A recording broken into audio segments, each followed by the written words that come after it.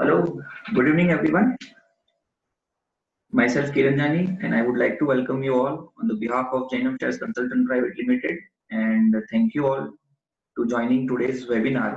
आज का हमारा जो वेबिनार है उसका टॉपिक के बारे में और उसका ऑब्जेक्टिव के बारे में हम बात कर रहे हैं। पहले तो आज का जो हमारा वेबिनार है वो एकदम क्लियर टॉपिक है कि करंटली मार्केट जो चल रहा है उसके हिसाब से फंडामेंटल या इकोनॉमिक कंडीशन के साथ कुछ मैच नहीं हो रहा है, राइट। तो सब लोगों को ये एक कंफ्यूजन है मार्केट में कि इस लेवल पे करंट जंक्चर पे हमें क्या करना चाहिए। क्या तो हमें जो पोजीशन हमने बनाई है उस पोजीशन को होल्ड करे, कुछ नई पोजीशन बनाए, मतलब नया कुछ बाय करे या फिर सेल करना है। तो काफी सारी कंफ्यूजन है। इसके लिए Jainam share consultant private limited आज ये एक वेबिनार लेके आ रहा है जिसमें हम करंट जंक्चर पे मार्केट कहाँ स्टैंड कर रहा है और हमारा क्या व्यू है, हमारा क्या ऑब्जर्वेशन है। उस ऑब्जर्वेशन के साथ साथ हम आपको आइडिया भी शेयर करेंगे कि अगर इस करंट मार्केट में आपको किस तरह से ट्रेडिंग इन्वेस्टमेंट करना चाहिए।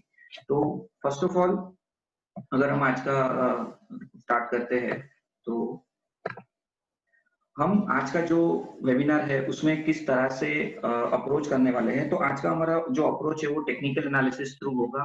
तो काफी सारे नए लोग हमारे साथ जुड़े हुए हैं। इनफैक्ट काफी सारे लोगों को पता होगा कि टेक्निकल एनालिसिस क्या है, लेकिन काफी सारे नए लोग भी होंगे जिनको नहीं पता होगा कि टेक्निकल एनालिसिस क्या है। तो पहले एक ब्रीफ हम लेते हैं टेक्निकल एनालिसिस की। तो technical analysis is nothing but the study of the price history. हमारे पास जो भी प्राइस हिस्ट्री होती है, जो भी इंस्ट्रूमेंट की, उस इंस्ट्रूमेंट की प्राइस हिस्ट्री के ऊपर हम अपनी स्टडीज करते हैं। उस स्टडीज के हिसाब से हमें एक ट्रेंड आइडेंटिफाई होता है। तो जनरली मार्केट में तीन तरह के ट्रेंड होते हैं। एक ट्रेंड होता है अप ट्रेंड, जिसका मतलब है प्राइस कंटिन्यू ऊपर जा रही है।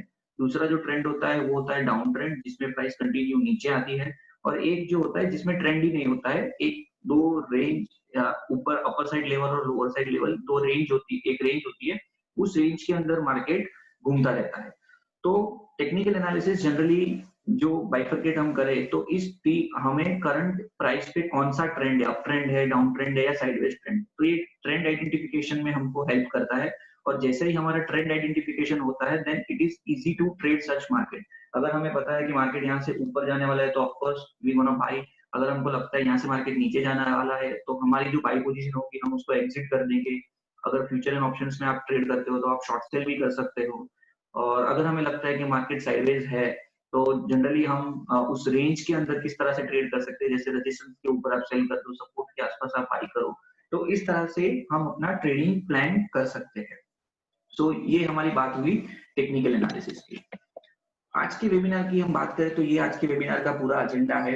तो आज हम एक सिस्टमैटिक अप्रोच में मार्केट के ऊपर एनालिसिस या तो रिसर्च करेंगे। तो पहला हमारा जो चीज हम करने वाले हैं वो है फैक्ट शीट। फैक्ट शीट का मतलब होता है कि हम अभी कहाँ स्टैंड कर रहे हैं, globally, domestically and instrument wise, category wise हम कहाँ पे अभी स्टैंड कर रहे हैं, वो चीज हम पहले डिस्कस करेंगे।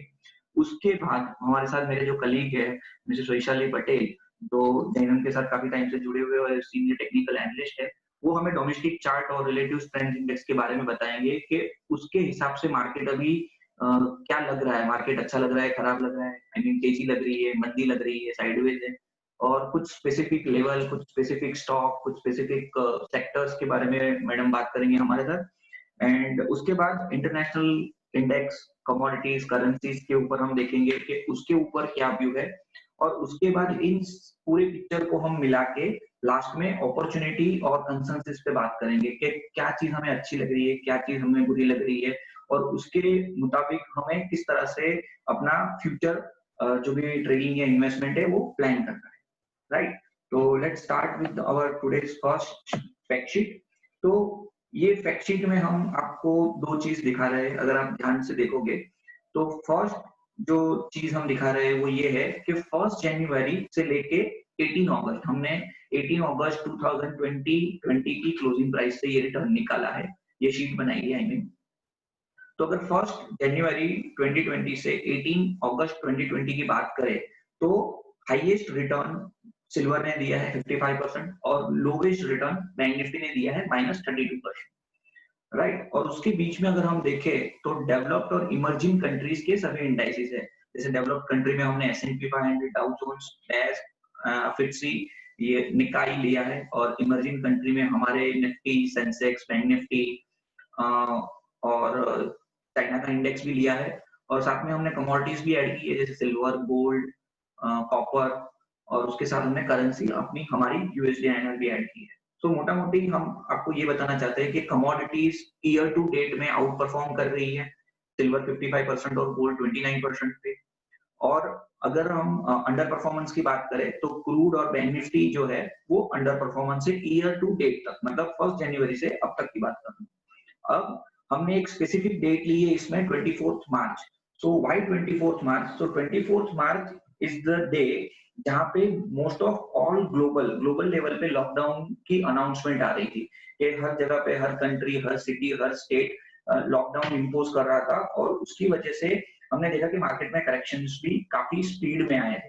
तो उसी हिसाब से हमने वो डेट चूज की है, और उस डेट को जो लो बनाया था, उस लो को ध्यान में रखते हुए हमने अगेन करंट डे से रिटर्न कैलकुलेट किया है।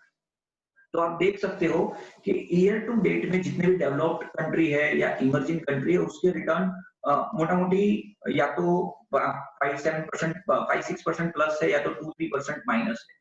लेकिन अगर मैं मार्च से अब तक की बात करूं, जो हार्डली 4 महीने की बात है, तो ये 4 महीने में आप देखिए कि इक्विटीज ने कितना फैंटास्टिक रिटर्न दिया है। इट्स लाइक 35-50% तक का भी गेन हमने देखा है, राइट। और इवन कमोडिटी भी इस मार्केट में चली है, सिल्वर 100% तक का रिटर्न हमने कमोडिटीज में भी देखा है। तो अगेन बात वही है कि 24 मार्च के बाद पूरी दुनिया में जहां लॉकडाउन की बात चल रही थी, जहां इंडस्ट्री शटडाउन की बात चल रही थी, तो स्टॉक मार्केट इतना कैसे चल गया, स्टॉक मार्केट में इतने रिटर्न्स कैसे आए, तो वो सब चीजें हम आज डिस्कस करने वाले हैं।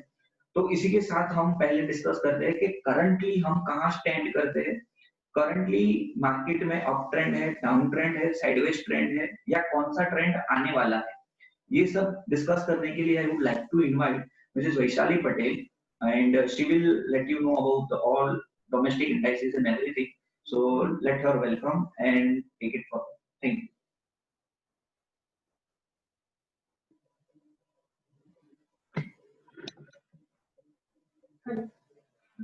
Thank you, Kiran bhai.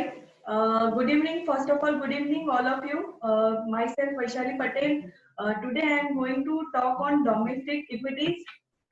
Today, I am going to talk on domestic equities and indices, and later on, Kiran bhai will continue with the commodity, currency, and international market. Let's first look at the domestic side of the market.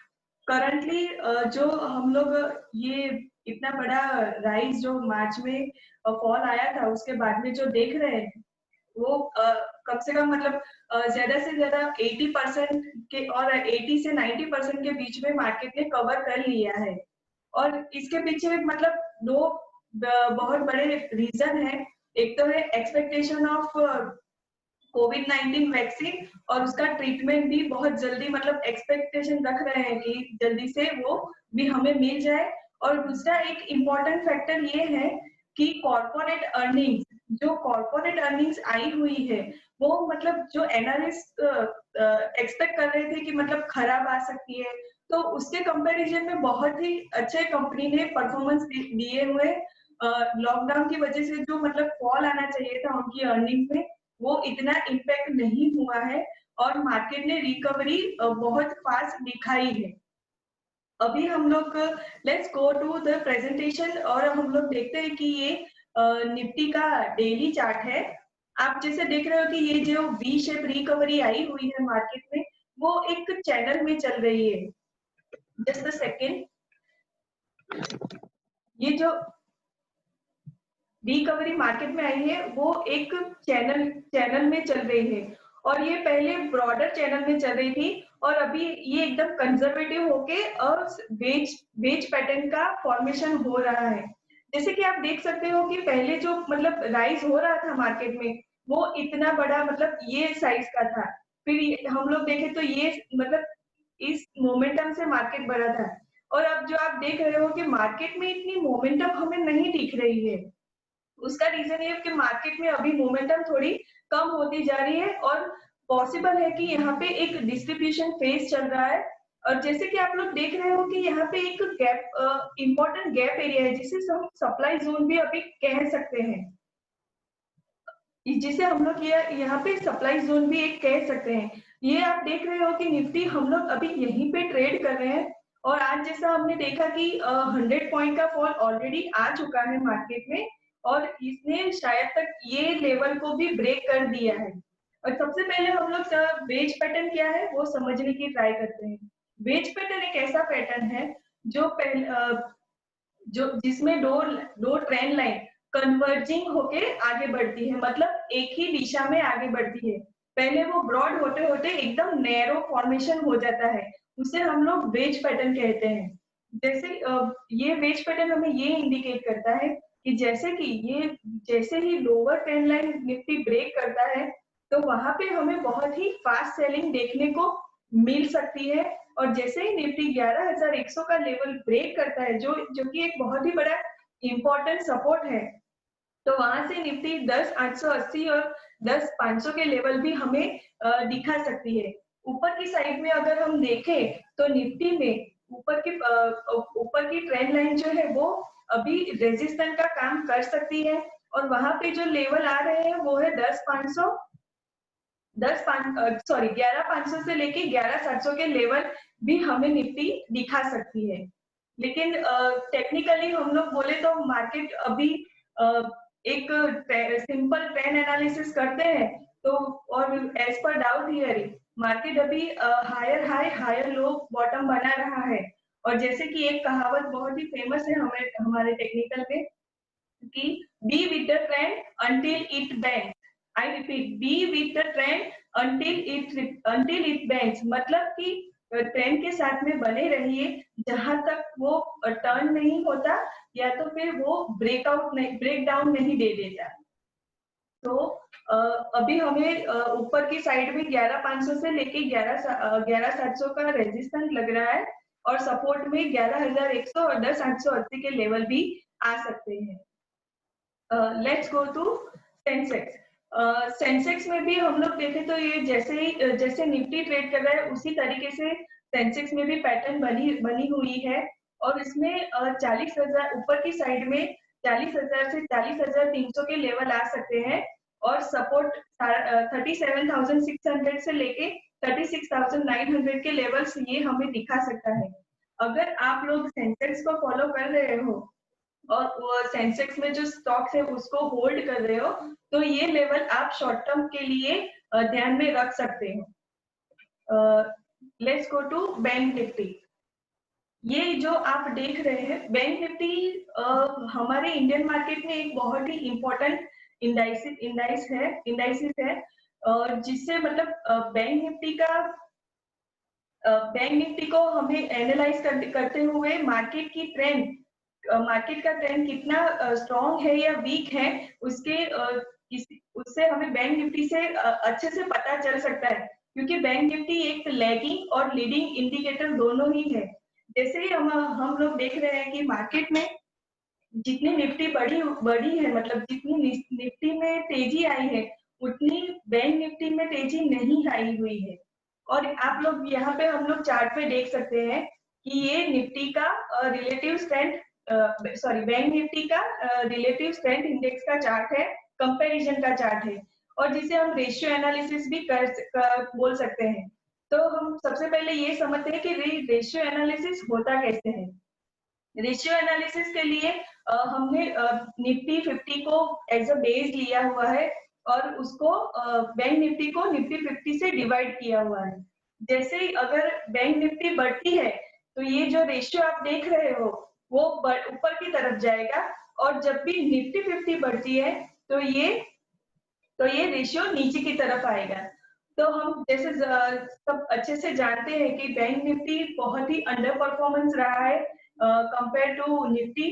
तो तब ये ratio ने, ये जो आप channel देख रहे हैं ये मतलब बहुत ही लंबा पीरियड का चैनल का टाइमिंग है और इसने अभी मतलब थोड़े टाइम पहले ही ये लेवल को तोड़ दिया है इससे हमें पता चलता है कि बैंक निफ्टी काफी अंडर परफॉर्म रहा है और अभी ये जो लेवल पे ट्रेड कर रहा है वो आप हम लोग देख सकते हैं चार्ट पे कि ये जो लेवल है वो पहले ये एक इम्पोर्टेंट सपोर्ट जोन बन रहा था और उस टाइम पे निफ्टी बैंक निफ्टी में काफी अच्छा मूव आया। उसके बाद में सेकेंड टाइम पे ये रेशियो उसी लेवल पे आया और उसी टाइम पे वापस से ये घूम गया और ऊपर की तरफ अच्छा मूव देखने को मिला। इसी तरीके से अभी भी ये निफ्टी उसी मतलब रेशियो के जोन सप्लाई जोन में आया हुआ है। तो इससे मतलब ये गैज कर सकते हैं कि अगर बैंक निफ्टी को बढ़ना है तो शायद इससे मतलब दो पॉसिबिलिटीज हमको मिल सकती है कि या तो बैंक निफ्टी स्पीडीली ऊपर की साइड में निफ्टी को कैच कर ले या तो फिर निफ्टी साइड वे में जा सकते हैं। कंपेयर टू बैंक निफ्टी वो इतना ज्यादा मूव नहीं करेगा, इतना ज्यादा मूव नहीं करेगा। तो अगर बैंक निफ्टी 22,000 का लेवल ब्रेक करके नीचे क्लोजिंग देता है तो नीचे की साइड में 21,400 से लेके 21,000 तक के लेवल हम लोग देख सकते हैं। और अगर ये बैंक निफ्टी 22,500 के ऊपर क्लोजिंग देता है तो ऊपर की साइड में 23,200 से लेके 24,000 के लेवल हम लोग देख सकते हैं। नेक्स्ट अभी हम लोगों ने अभी ना निफ्टी और बैंक निफ्टी के बारे में मतलब अच्छा डिस्कस कर लिया, लेकिन हम लोगों को और भी कोई मतलब 2-3 सेक्टर ऐसे लग रहे हैं जिसने निफ्टी को भी आउट परफॉर्म किया हुआ है। तो हमें अभी भी वही लग रहा है कि अगर इस लेवल से निफ्टी और मार्केट दोनों मतलब ऊपर जाता है तो ये सेक्टर और भी ज्यादा आउट परफॉर्म कर सकते हैं। तो पहला सेक्टर है निफ्टी का आईटी सेक्टर। जैसे आप लोग देख रहे हैं कि निफ्टी का आईटी सेक्टर भी as per Dow theory higher high higher low बना रहा है और एक अपवर्ड ट्रेंडिंग ट्रेंड लाइन को सपोर्ट करते हुए आगे बढ़ रहा है। ये देखो यहाँ पे पहले ये एक रेजिस्टेंस था, दूसरा यहाँ पे और वही लेवल पे उसने सपोर्ट लेके नया हाई कर दिया है। तो इससे ये हम कह सकते हैं कि अब ये इस सेक्टर में और भी ऊपर जाने की पॉसिबिलिटीज हम लोग गैस कर सकते हैं। तो करंटली ये अभी 18,000 ये मतलब 2 दिन पहले का चार्ट हम लोगों ने लिया हुआ है। तो ये 18 इसका लेवल अभी 18,200 के अराउंड चल रहा है और ऊपर की साइड में और 20,000 से लेके 20,200 तक के लेवल इसमें दिखा सकता है और नीचे की साइड में इसका 17,000 से लेके 16,800 का सपोर्ट बन रहा है। अगर हम लोग सोचे कि आईटी सेक्टर में मतलब आईटी सेक्टर तो डायरेक्टली हम लोग बाय नहीं कर सकते, तो इसमें हम लोगों ने दो स्टॉक रिकमेंड किए हुए हैं। उसमें पहला स्टॉक है इन्फी का। इन्फोसिस भी आप देख सकते हो कि जैसे आईटी सेक्टर में higher high higher low formation में ट्रेड कर रहा है, उसी तरीके से इन्फोसिस भी हायर हाई हायर लो पे ही ट्रेड कर रहा है और इसने भी निफ्टी को आउट परफॉर्म किया हुआ है और इसने नया हाई बना दिया है।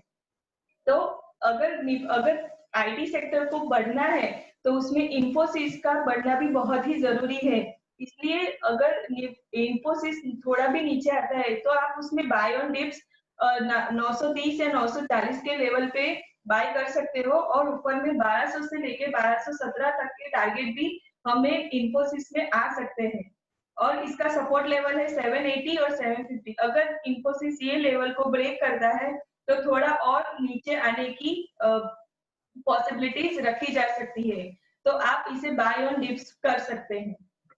और दूसरा स्टॉक है टीसीएस। ये भी आईटी सेक्टर की बहुत बड़ी कंपनी है और ये हम जैसे कि हम लोग देख रहे हैं ये भी सेम पैटर्न में आगे बढ़ रहा है।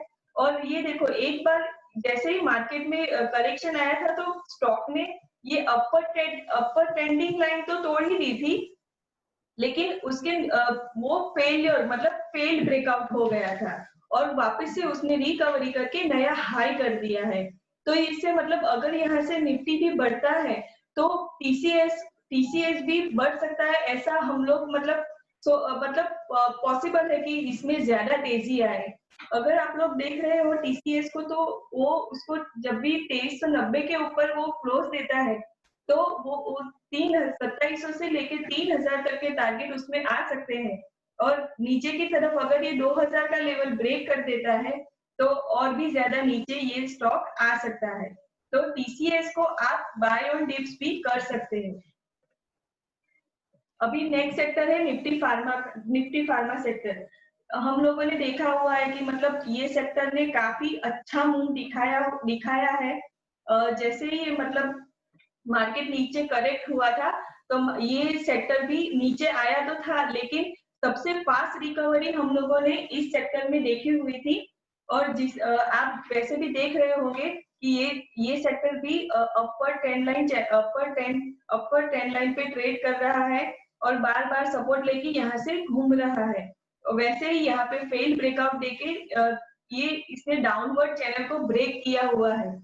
और आप देख सकते हो कि यहाँ पे भी एक रेजिस्टेंस था, और वही रेजिस्टेंस यहाँ पे सपोर्ट का काम कर रहा है, और ये ब्रेक तो किया, लेकिन वापस से उसने रिकवरी बहुत ही फास्ट दिखा दी, और ये रेजिस्टेंस को भी उसने अच्छे से मतलब बहुत इजीली क्रॉस कर दिया। तो अगर यहाँ से निफ्टी बढ़ रही है, तो फार्मा और भी आगे जाके आउट परफॉर्म कर सकता है। और उसी सेक्टर में हम लोगों ने एक सेम ब्रेकआउट वाला स्टॉक लिया हुआ है, जो कि सन फार्मा है। सन फार्मा ने भी ये डाउनवर्ड ट्रेंड लाइन चैनल है वो ब्रेक करके ऊपर में उसने भी क्लोज दे दिया है। और मतलब देख सकते हैं कि आप भी मतलब ये भी एक डाउनवर्ड ट्रेंड में है, और उसने अच्छा सा फ्रेश ब्रेकआउट अभी दिया हुआ है। ये आई थिंक पिछले 3-4 साल का ब्रेकआउट होगा, और ऊपर ऊपर की साइड में ये 640 से लेके 660 तक के लेवल दिखा सकता है। और नीचे की साइड में सन फार्मा का सपोर्ट है 470 और 450। दूसरा स्टॉक है हमारा डॉक्टर रेड्डी। डॉक्टर रेड्डी का चार्ट अगर आप देखो ना, तो आप देख सकते हो कि डॉक्टर रेड्डी जब भी मतलब नीचे आया, तो उसने एक राउंडिंग बॉटम का फॉर्मेशन किया हुआ है, जो कि बहुत ही बुलिश सेटअप है। आप देख सकते हो कि राउंडिंग बॉटम उसने पहले जो रेजिस्टेंस थे वहीं पे बनाया हुआ है, और वहां से ही उसने बहुत फास्ट रिकवरी हमें दिखाई हुई है। और आप देख सकते हो कि ये इसने भी अपना ऑल टाइम हाई क्रॉस कर दिया है। और यहाँ से अगर निफ्टी में मतलब अगर फार्मा सेक्टर यहाँ से और बढ़ता है, तो डॉक्टर रेड्डी उसमें आउट परफॉर्म कर सकता है। तो डॉक्टर रेड्डी में ऊपर की साइड में 5000 से लेके 5300 तक के लेवल हम लोग देख सकते हैं। और दूसरा नीचे उसका सपोर्ट है 3900 3800। अगर आप डॉक्टर रेड्डी में बाय करना चाहते हो, तो 4300 से लेके 4200 लेवल तक आप इसमें बाय के लिए बने रह सकते हैं। ये हम लोगों ने एक निफ्टी मिड कैप और निफ्टी स्मॉल कैप का चार्ट आप देख रहे हो। निफ्टी मिड कैप ने भी और निफ्टी स्मॉल कैप ने भी बहुत ही अच्छा ये लास्ट रिकवरी में बहुत ही अच्छा परफॉर्म किया हुआ है। आप देख रहे हो कि निफ्टी मिड कैप के जो निफ्टी मिड कैप का जो ये चार्ट है, उसने अभी अभी मतलब ब्रेकआउट दिया हुआ है, और उसने उसपे मतलब क्लोजिंग भी अच्छे से दिया हुआ है। तो इसका करंट ट्रेंड है वो अभी बुलिश है। तो अभी आप देख रहे हो कि उसका सपोर्ट है 15,000, जो यहाँ पे ट्रेंड लाइन का सपोर्ट भी बन जाता है। और ऊपर की साइड में हम लोग ये लेवल ये 18,000 से लेकर 18,400 तक और नए लेवल बना सकता है। तो करंटली इस मार्केट में हमें बुलिश मतलब मिड कैप सेक्टर में हमें बुलिश टोन ही दिखाई दे रहा है। नेक्स्ट है Nifty small cap. Nifty small cap में अगर आप भी देखो, तो सेम वो अभी मतलब मिड कैप ने तो ऊपर क्लोजिंग दे दिया है, और स्मॉल कैप अभी भी वो ही रडार पे है, मतलब वो भी ब्रेकआउट देने की तैयारी में ही है। अगर मार्केट यहाँ से ऊपर जाता है, तो सबसे ज्यादा मतलब तेजी हम लोग स्मॉल कैप सेक्टर में भी देख सकते हैं, क्योंकि उसमें अभी ब्रेकआउट आने की तैयारी में ही है। और उसका ऊपर का रेजिस्टेंस हम लोग 6200 से लेके 6500 तक के लेवल भी उसमें दिखाई दे सकते हैं। नीचे की सपोर्ट सपोर्ट हमें 5700 से लेके 57500 तक के लेवल भी हम लोग एज अ सपोर्ट रख सकते हैं। ये दूसरा सेक्टर है निफ्टी ऑटो का। निफ्टी ऑटो में हम लोगों ने अभी अभी देखा है कि मारुति ने, बजाज ऑटो ने, हीरो मोटर ने बहुत ही अच्छा परफॉर्म किया हुआ है इस रैली में। और उसी तरीके से इसमें और भी स्टॉक है जो निफ्टी ऑटो को बढ़ाने में बहुत ही अच्छा परफॉर्म कर सकते हैं। और ये यहाँ पे हम लोग देख रहे हैं कि एक डाउनवर्ड ट्रेंड लाइन जो अभी बन रही है यहाँ पे, और उसने उस पे ब्रेकआउट भी दे दिया है और उस पे क्लोजिंग भी दिया हुआ है। और जैसे ही ये स्टॉक मतलब ये सेक्टर थोड़ा रिवर्स भी होता है तो इसमें हम बाय कर सकते हैं, जैसे मारुति है, हीरो मोटर है, ये सारे स्टॉक हम लोग बाय ऑन डिप्स कर सकते हैं। निफ्टी ऑटो का ऊपर का रेजिस्टेंस है 8,500 से लेके 8,700 तक का है, और नीचे में सपोर्ट 7,000 से लेके 7,200 तक का उसका सपोर्ट है। ये मतलब अगर ये नीचे आता है और ये ट्रेंड लाइन के ऊपर क्लोज देता है तो हम इस लेवल पे भी, उस लेवल पे भी निफ्टी ऑटो में बाय के लिए बने रह सकते हैं। Next presentation, I would like to invite Kiran Bhai to continue with the global equities, commodities, and currencies to take rest of the presentation. Thank you.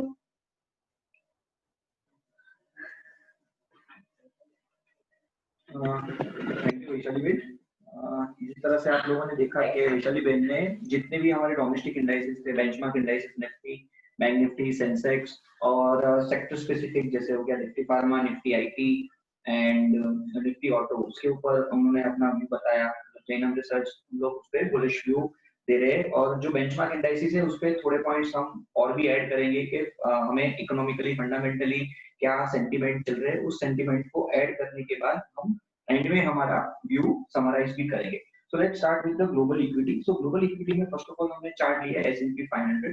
सो जैसे आप सबको पता ही होगा कि S&P 500 considered as a global indices. Generally जो भी लोग होते हैं वो S&P 500 के ट्रेंड से ही आइडिया लगाते हैं कि ग्लोबल इक्विटीज किस तरह से है, और ये एक डेवलप्ड मार्केट का बहुत ही इंपॉर्टेंट इंडेक्स भी है।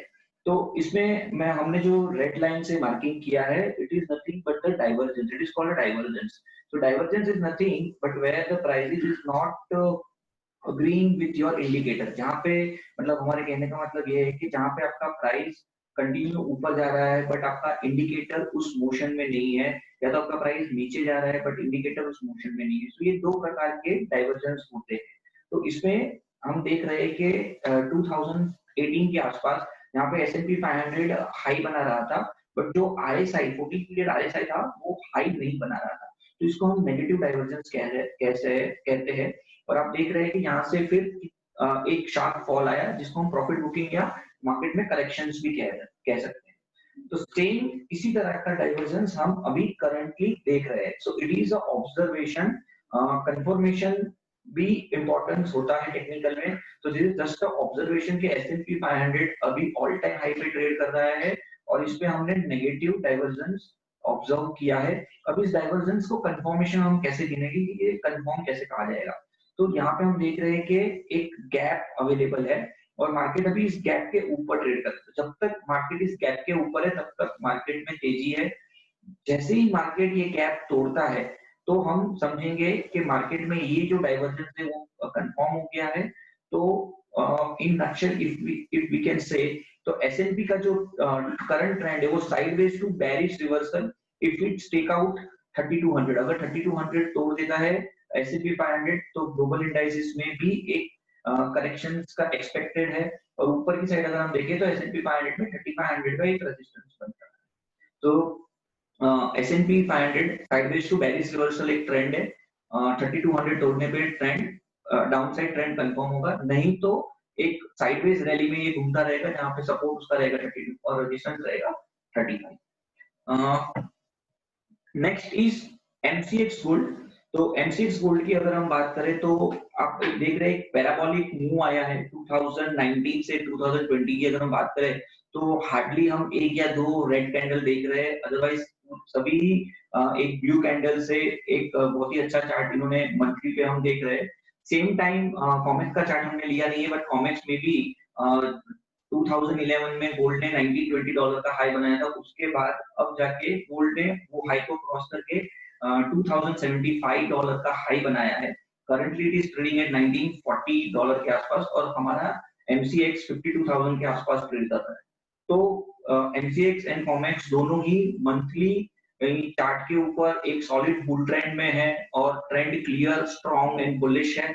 लेकिन एक चीज हम ऐड करना चाहते हैं कि जो इंडिकेटर RSI है वो extremely bullish condition, bullish zone में, ओवरबॉट जोन में है।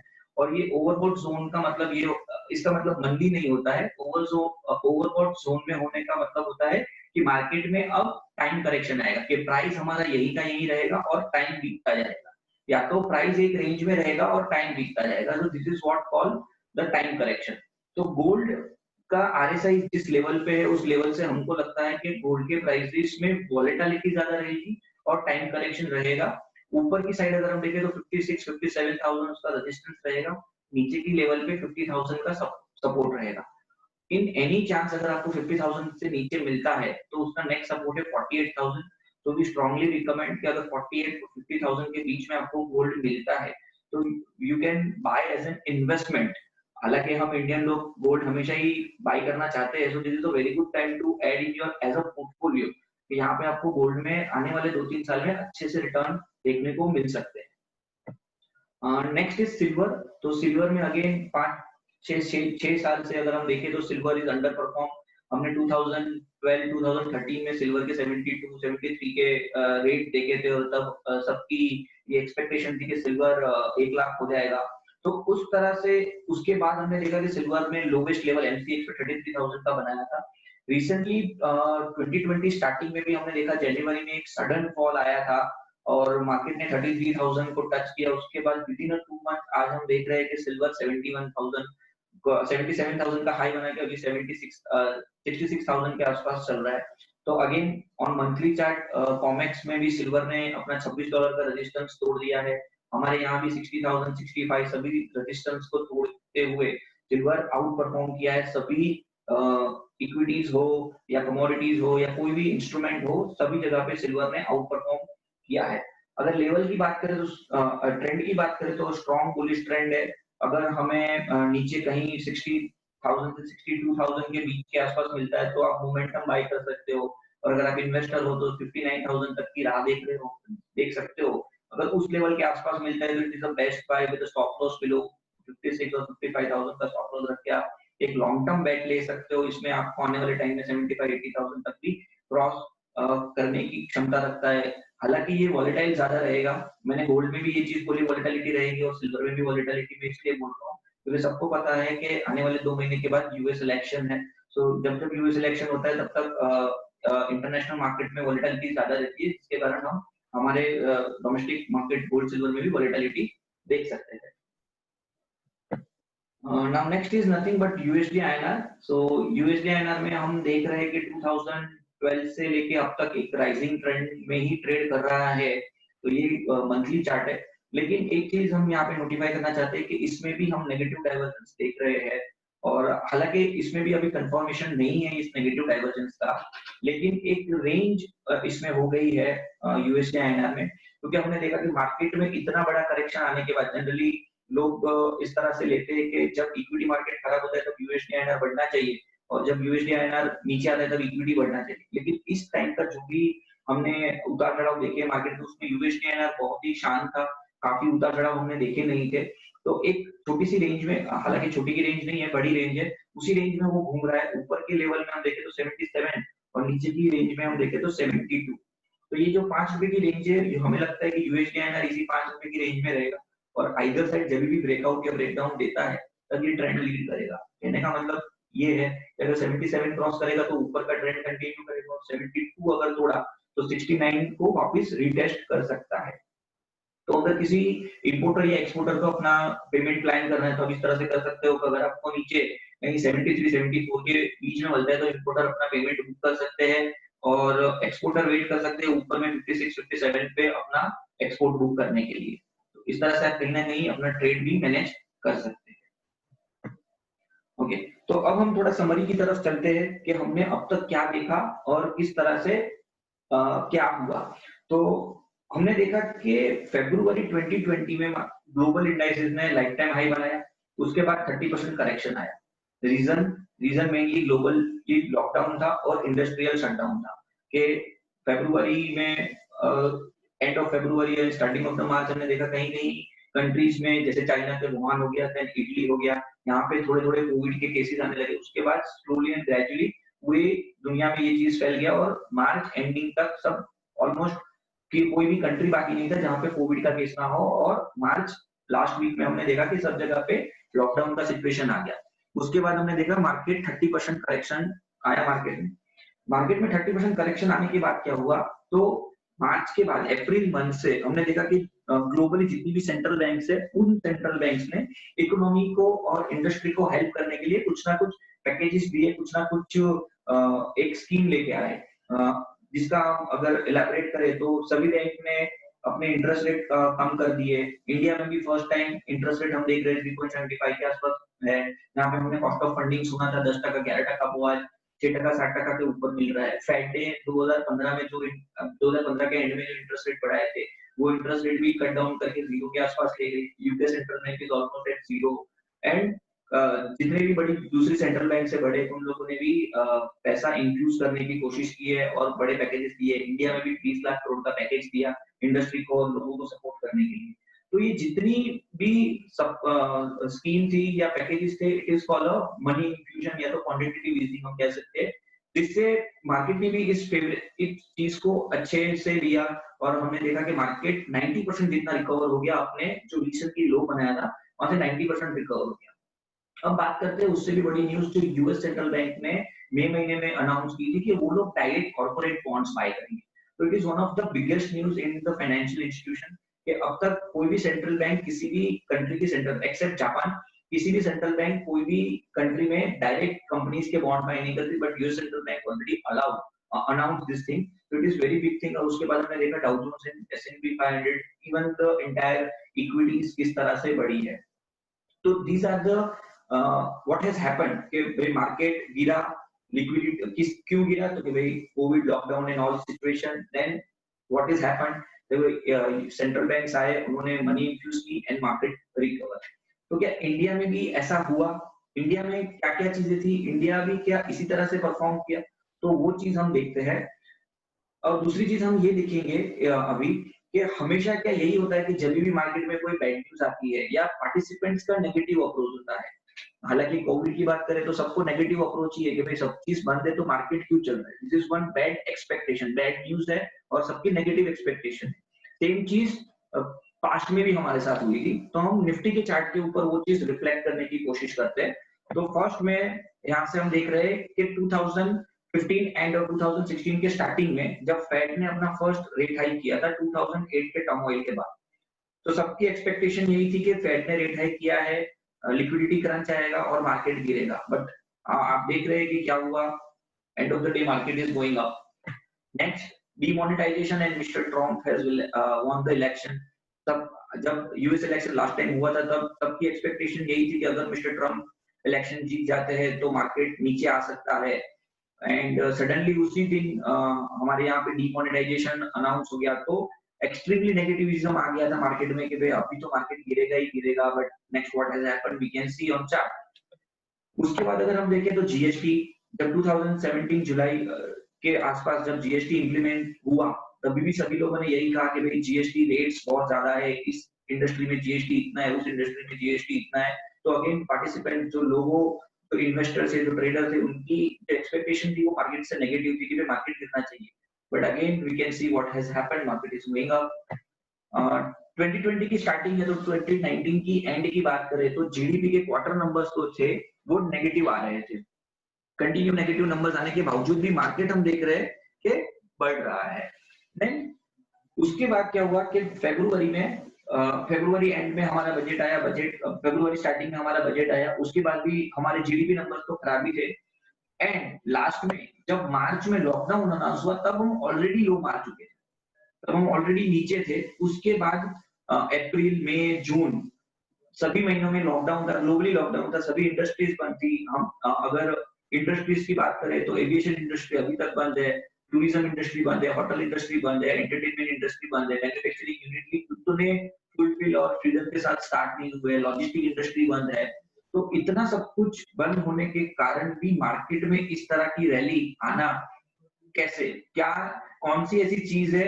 सेंट्रल बैंक लिक्विडिटी है, हम मना नहीं कर रहे, बट क्या दूसरी भी कोई चीज है जिसकी वजह से ये हम देख रहे हैं कि इतनी अच्छी या इतनी सुपीरियर और फास्ट रैली आई है? तो क्या हो सकती है वो चीज? तो it is called domestic liquidity. Now domestic liquidity का मतलब ये है डायरेक्ट और indirect investment in stock market. तो डायरेक्ट इन्वेस्टमेंट तो सब लोग समझते हैं कि भाई मैं या तो कोई भी इन्वेस्टर, कोई भी रिटेलर डायरेक्ट मार्केट में कोई भी शेयर परचेज कर लिया तो उसको डायरेक्ट इन्वेस्टमेंट या तो लिक्विडिटी बोल सकते हैं। बट और किस तरह से लिक्विडिटी डोमेस्टिक में आ सकती है मार्केट में? So that is nothing but the SIP. तो अगर हम एसआईपी की बात करें तो यहाँ पे हमने 2016 से जून 2020 तक का डेटा लिया है। हम देख रहे हैं कि क्लियरली चार्ट में जो बार्स बन रहे हैं वो अपसाइड जा रहे हैं। अप्रैल 2016 में जहां 3000 करोड़ पर मंथ की एसआईपी एक टाइम पे 9000 करोड़ तक चली गई, मतलब ऑलमोस्ट 3 टाइम्स हमारी एसआईपी ग्रो हुई है मंथ ऑन मंथ। मतलब हम समझ सकते हैं कि हर महीने 9000 करोड़ मार्केट में इन्वेस्ट होने के लिए आ रहे हैं, राइट? अब जो एसआईपी की अमाउंट आ रही है, जो जो एएमसी है, वो एएमसी वालों को मार्केट ऊपर है नीचे है कुछ भी नहीं, उनको मार्केट में इन्वेस्टमेंट करना ही पड़ेगा। और इस वही कारण है कि हम देख रहे हैं कि मार्केट में जो भी फॉल आया है, जो भी नेगेटिव न्यूज के कारण फॉल आया है, वो हर टाइम बाय अपॉर्चुनिटी में कन्वर्ट हो गया है। हमने बात की 2016 नवंबर की आसपास, तो यहाँ पे हम देख रहे हैं कि एसआईपी फ्लो 4000 करोड़ के आसपास था। उसके बाद लोगों की एक्सपेक्टेशन और बढ़ गई कि मार्केट तो गिर ही नहीं रहा है, तो लोगों ने और एसआईपी बढ़ाई और एसआईपी बढ़ाई। उस तरह से लोग अपनी एसआईपी बढ़ाते बढ़ाते आज 3 गुना तक एसआईपी हो गई है। अब क्या ये अभी भी वैसा ही है? तो कि नहीं, हमने एक और चीज नोट की है कि लास्ट 4 साल में पहली बार एसआईपी के डेटा में ड्रॉप आया। अगर हम देखें तो फर्स्ट टाइम मार्च, अप्रैल, मई और जून, ये जो 4 महीने हैं, वहां पे हम देख रहे हैं कि कंटिन्यू एसआईपी धीरे धीरे 200-200 करोड़ से कम होती रही है। अब रीजन रीजन कुछ भी हो सकता है, बिकॉज ऑफ लॉकडाउन लोगों की इनकम बंद हो गई है, तो वो लोग एसआईपी उन्होंने फोर्सफुली बंद करनी पड़ी। अभी तक एसआईपी बंद होने के डेटा है, हमारे पास रिडम्पशन के कोई डेटा नहीं है। अगर ये जो अनसर्टेनिटी है कोविड की, अगर वो सॉल्व नहीं होती है और आगे चल के जिस तरह से अभी केस बढ़ रहे हैं, अभी लाइफ टाइम हाई पे केस आ रहे हैं, एवरीडे 60,000 62,000 केसेस आ रहे हैं, अगर ये कंटिन्यू रहा, अगर नेक्स्ट लॉकडाउन आया, देन व्हाट? अभी एसआईपी इनफ्लो कम हो रहा है, कल को जाके रिडक्शन भी आ सकता है। तो ये दो डेटा के ऊपर इन्वेस्टर्स को नजर बना के रखनी चाहिए कि अगर ऐसे कोई डेटा उनके सामने आता है तो वो मार्केट में थोड़े कॉशियस रहे, क्योंकि अगर कुछ रिडम्पशन आता है या ये इनफ्लो कंटिन्यू नीचे आता जाएगा, then we might be in trouble in future, right? तो नेक्स्ट इज अपॉर्चुनिटीज। तो अब तक हमने क्या क्या डिस्कस किया, उसके ऊपर से हमको क्या अपॉर्चुनिटीज लगती है। तो फर्स्ट, जैसे मैडम ने फर्स्ट स्लाइड में हमें बताया कि हम टाइम करेक्शन में जा सकते हैं, जहां पे हमारी निफ्टी नीचे में 11,000 और ऊपर में 11,600, ये 600 पॉइंट की रैली में रहेगी। लेकिन हमारे मिड कैप और स्मॉल कैप और जो सिलेक्टेड सेक्टर्स हमने यहाँ पे डिस्कस किए, उसमें स्टॉक स्पेसिफिक तेजी रहेगी। जैसे मिड कैप और स्मॉल कैप में तेजी आए तो स्टॉक स्पेसिफिक तेजी हम देख सकते हैं। सेम वाइज हमने सेक्टर्स डिस्कस किए, जिसमें फार्मा हेल्थ केयर है, ऑटो है, आईटी है, जो मार्केट के फ्लेवर रहेंगे, जैसे of course because of this all virus and everything, तो pharma and health care would be the flavour of the market. तो जहां पे हम देख रहे हैं सन फार्मा अपने 5 साल के ट्रेंड ब्रेकआउट दिया है, सेम डॉक्टर रेड्डी अपने 4 साल के ब्रेकआउट के ऊपर ट्रेड कर रहा है। तो ये दोनों ट्रेड आपके पोर्टफोलियो में आप ले सकते हो, या तो आप उस पे स्विंग ट्रेडिंग भी कर सकते हैं। सेम चीज Infosys and TCS, again monthly breakout के ऊपर स्टॉक ट्रेड कर रहे हैं और इस पे आप इन्वेस्टमेंट या तो स्विंग ट्रेड कर सकते हैं। Hero MotoCorp Maruti is the contagion bet, क्योंकि हम जैसे देख रहे हैं कि ऑटो इंडाइसेस ने तो ब्रेकआउट दिया ही है, लेकिन साथ में जिस तरह से बैंक ने अपने इंटरेस्ट रेट कम किए हैं, so there are lot of people wants to buy a new bike और न्यू कार। तो ये दोनों जो है वो लीडर्स है इंडिया में, तो हीरो मोटोकॉर्प एंड मारुति के ऊपर ध्यान रख सकते हैं आप। आई मीन कमोडिटीज, तो कमोडिटी में gold silver both are in very strong up trend, तो वॉलेटिलिटी दोनों में रहेगी। तो अगर कोई भी इस वॉलेटिलिटी में अगर आपको कोई डीप मिलता है, जिस तरह से हमने लेवल डिस्कस किए है, तो सिल्वर में आपको 60,000 से 58,000 के बीच में मिले और गोल्ड जो है वो आपको अगर 58 से 50,000 के बीच में 48 से 50,000 के बीच में मिले तो आप वहां पे बाई करके इन्वेस्टमेंट के हिसाब से ले सकते हैं। करेंसी की बात करें तो 70 टू 77 की रेंज में ही रहेगा। अगर आपको बाई करके चलना है तो वेट कीजिए 73 73 हाफ का, और एसएल आप 70 टू 50 के बीच का रख सकते हैं। और अगर आपको शॉर्ट सेल करना है तो 72 को ब्रेक होने की राह देखिए और ऊपर में 77 के लेवल को ध्यान रखिए। अगर 77 क्रॉस होता है तो फिर इसमें तेजी के आसार बनते हैं। Next is consensus. ये तो हमने अपॉर्चुनिटी की डिस्कस कर ली कि अपॉर्चुनिटी मार्केट में क्या-क्या है, लेकिन साथ-साथ में हम कंसेंसस भी डिस्कस करते हैं कि हमको कौन-कौन सी चीजों पे ध्यान रखना चाहिए। तो फर्स्ट इज लीडिंग इंडाइसेस में अगर अभी जो चल रहा है वहां पे हमने देखा कि नेगेटिव डाइवर्जेंस है। जिस तरह से S&P 500 में नेगेटिव डाइवर्जेंस है वैसे सेम निफ्टी में भी नेगेटिव डाइवर्जेंस है, प्लस गैप का सप्लाई जोन है जो मैडम ने दिखाया, प्लस राइजिंग वेज भी है। सो 3-4 नेगेटिव पॉइंट्स ऑलरेडी हमको निफ्टी पे दिख रहे हैं। तो निफ्टी पे आप 11,000 और 10,880 का जो लेवल है उसको आप अच्छे से वॉच करें। अगर ये लेवल ब्रेक करता है तो आपकी जो भी ओवर लेवरेज पोजीशन है, हम तो यही सलाह देंगे कि आप अभी भी अगर ओवर लेवरेज पोजीशन में हो तो थोड़ा-सा ओवर लेवरेज को हटा दीजिए, मार्केट के साथ स्टेबल पे आ जाइए। और अगर 11,000 तोड़ता है तो आप थोड़ा-सा प्रॉफिट बुक कर लीजिए और कैश पे आइए। अगर 10,800 तोड़ता है तो आप शॉर्ट सेल का भी सोच सकते हो मार्केट में। दूसरा कंसर्न ये है कि आपने देखा होगा काफी सारे फंडामेंटल एनालिस्ट या तो इकोनॉमिक्स की बात कर रहे होंगे कि निफ्टी का पीई है वो ऑल टाइम हाई 31 के आसपास ट्रेड कर रहा है। और लास्ट टाइम हमने देखा था जनवरी फरवरी में भी 30-31 के बीच में ट्रेड कर रहा था, वहां से मार्केट गिरा था। तो again this is the worried sign कि हमारा अर्निंग्स आएगी नहीं आएगी। तो we are not a fundamental analyst so we can not comment on that, but ये एक इंडिकेटर है। जनरली हमने देखा है कि जब भी पीई 30-32 के आसपास जाता है तो वहां से मार्केट में प्रॉफिट बुकिंग आती है। तो एक बार के लिए उस पर थोड़ा ध्यान दीजिए, तो ये कंसर्न है। तो अगेन लेवल के थ्रू ही हमें ध्यान रखना है। Next is uncertainty about the Covid vaccine. हमको पता ही नहीं है कि ये वैक्सीन कब आएगी। स्टार्टिंग में ऐसा था कि भाई अब तो टेक्नोलॉजी बहुत ज्यादा अच्छी हो गई है, हमको ये जो वैक्सीन है वो 5-6 महीने में मिल जाएगी, but it's been long time. अभी ऑलमोस्ट 5 से 6 महीना हो गया है, लेकिन कहीं से कोई गुड न्यूज आ नहीं रही है। पॉसिबल ये हो सकता है कि ये हम वेबिनार खत्म करें और वैक्सीन की न्यूज आए, but uncertainty is there. Next is US election. नवंबर में सबको पता है कि यूएस के इलेक्शन है, तो उसके लिए मार्केट में वॉलेटिलिटी काफी ज्यादा रहेगी। तो उसके ऊपर भी हमें ध्यान रखना है। Then geopolitical issue Indo China का, हम इंडो पाकिस्तान है, उस तरह से यूएस भी चाइना के ऊपर जिस तरह से कमेंट दे रहा है, जिस तरह से ट्रेड वॉर चल रहा है, तो ये सब टेंशन के होते भी मार्केट थोड़ा हायर लेवल पे लग रहा है कि अगर यहाँ से एक नेगेटिव न्यूज आई तो मार्केट में एक बड़ा अच्छा करेक्शन आ सकता है। Now last but not the least, जैसे हमने एसआईपी डेटा के बारे में बात किया है, तो एसआईपी डेटा जो है इनफ्लो का डेटा, उस पर आप ध्यान रखिए। और अगर उसमें कोई रेड फ्लैग आपको दिखता है, जैसे कंटिन्यू रिडक्शन हो रहा है, रिडक्शन के डेटा भी आ रहे हैं, then it can lead a big correction into the our market. So इसी के साथ हमारा आज का प्रेजेंटेशन है एंड होता है। और अगर आपके कोई क्वेश्चन आंसर्स है स्टॉक स्पेसिफिक, तो हम ट्राई करेंगे आंसर देने के लिए। लेकिन अदरवाइज आपका कोई होलिस्टिक व्यू या आपको कुछ शेयर करना हो या आपको कोई क्वेश्चन हो या तो आपको फीडबैक देना हो, तो आप हैंड रेज कर सकते हैं या तो हमारे चैट बॉक्स में लिख सकते हैं।